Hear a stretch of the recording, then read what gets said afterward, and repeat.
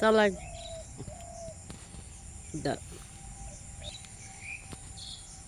নমস্কার দর্শক বন্ধুরা, সকালবেলায় আপনাদের একটা কথা জানানোর আছে।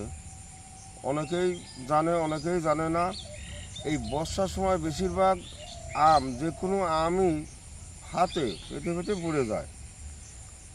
তবে একটু নজর রাখবেন, আম আর ফাটবে না। এই দেখুন, এই যে ফাটা আম, এটা ছোট্ট আম ফেটে গেছে। এই যে ফাটবে, হলুদ হবে, পড়ে যাবে। এই যে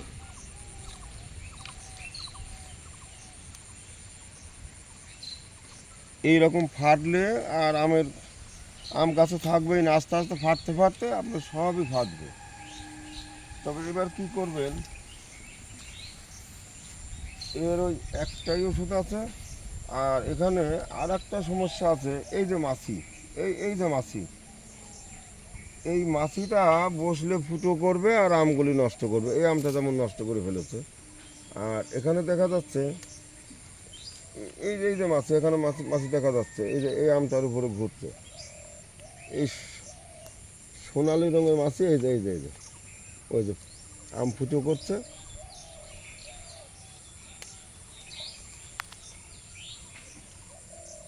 এখন এই আমের শত্রু এই মাছি। এটা বর্ষার সময় বেশি হয়। এই যে এটা এখানে সেই মাছিতে মুখ দেওয়া, মাছিতে মুখ দিয়ে আমটা নষ্ট হয়ে গেছে। আর ফাটা রোগ আলাদা।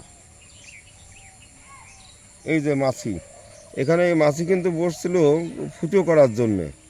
এখন ওই আমের আঠাতে ওর পাখনা আটকে ওখানেই মরে আছে। এই একমাত্র শত্রু। এখনকার আমগুলি ফুটো করবে, পোকা লাগবে, নষ্ট হয়ে যাবে।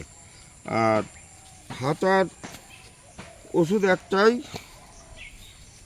আপনারা অন্তত 10-15 দিন পর পর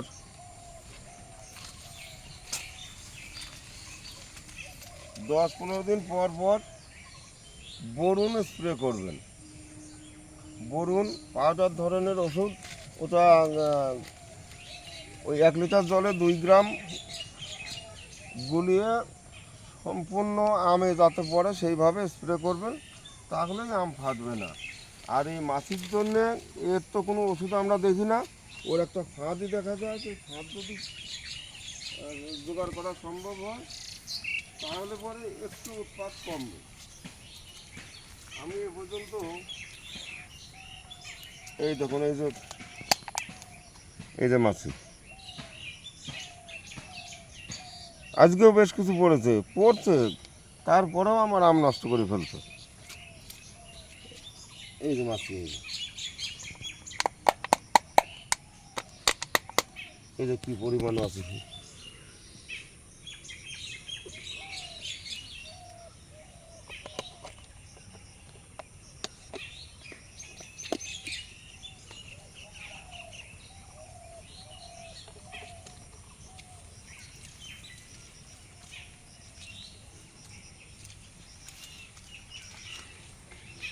এই ব্যানানা আমটা দেখা যাচ্ছে, ব্যানানা কাটিমন, এই দুটো আম এই বর্ষার সময় একটু নিরাপদ দেখা যাচ্ছে। মাছির হাত থেকে এরা একটু রেহাই পায়, কোন কারণে জানি না।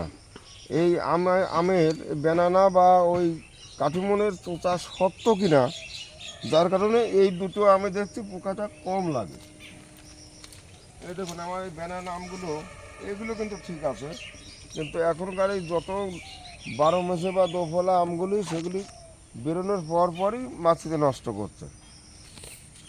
লেবু, এই যে লেবু পর্যন্ত নষ্ট করে ফেলে ওই পোকাতে।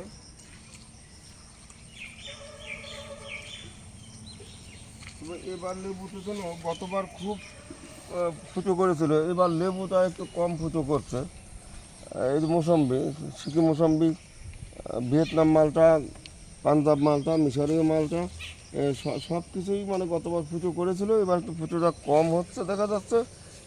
এটাও কিন্তু আপনাদের হলুদ হবে, আবার নষ্ট হয়ে যাবে, পুরো নষ্ট হবে। ওই একই রোগ আমার এখানে যেন কবে দেখলাম একটা পড়ে আছে, আজ দেখা যাচ্ছে না। যাই হোক, সে পড়ুক বা না পড়ুক, মাঝে মধ্যে এই কমলা মালটা যা আছে এতেও আপনারা সপ্তাহে না হলে পরে 10-12 দিন পর পর একটু বোরন ব্যবহার করবেন, তাহলে এটা হলুদ হবে না, পড়বে না, ফাটবে না। এটা আমার এখান থেকে ডেকোবন একটা পড়ে গেছে, এই যে মোটা ডেকোবন একটা পড়ে গেছে। আর ডেকোবন কমলাটা ভালো ধরেছিল সব কিছু এবার, কিন্তু আবহাওয়ার কারণে ঝরে ঝরে পড়েছে। এই যে হলুদ হয়ে লেবু পড়া।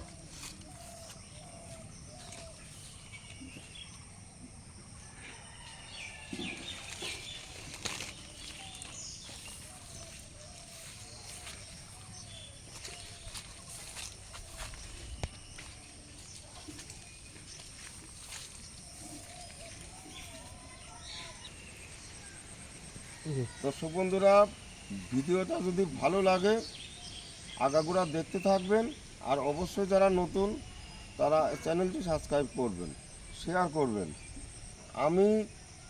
আমার ওই ভিডিওর হেডলাইন আমি লিখতে পারি না, যার কারণে যখন যেটুকু সময় পাই তখন যা সামনে পাই সেটাই আমি তুলে ওইভাবেই ধরি।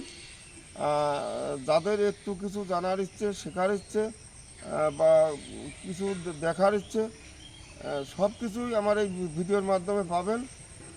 তবে ওই হেডলাইন দেখে আপনারা যে ভিডিওটা দেখবেন সেটা মনে করলে আর আমার ভিডিও দেখা হবে না, কারণ আমার সেই সবাই পারে এগুলি, কিন্তু সেই লিখে দেবে সেমন মানুষেরও অভাব আছে, যার জন্যে আমার ওই কারুর ভরসা করার দরকার নেই।